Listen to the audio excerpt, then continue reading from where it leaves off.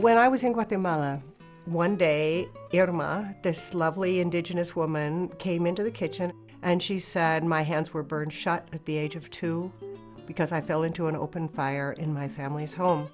You see that, you make a difference.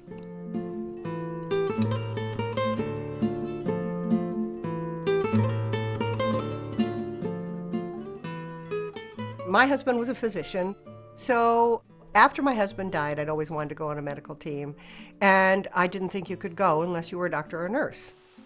So I offered to do whatever there was to do, which was to cook in the kitchen.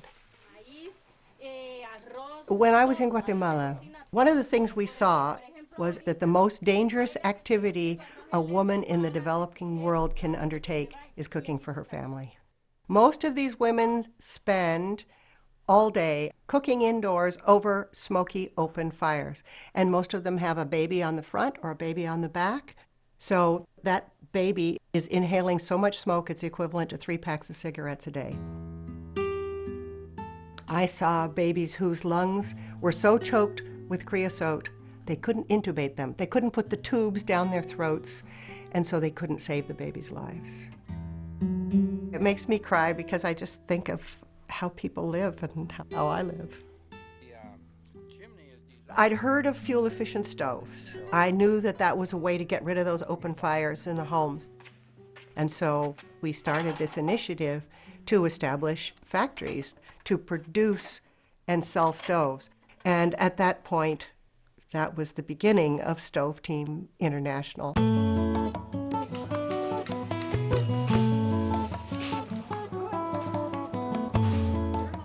What we did was we developed the Ecocina, which is a portable stove. It saves 50% of the wood that's being cut. It saves 70% of the particulate matter and carbon emissions. And the exterior is cool to the touch even after you've been cooking for some time.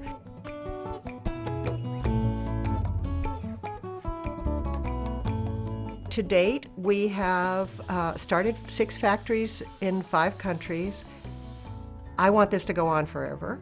That's why we're establishing factories rather than just distributing stoves. We could have just distributed stoves, and I didn't stop with one factory. You know, I kept going. You know, I'm very lucky. I was left with enough money to do what I want. I don't know if this is what I want to do.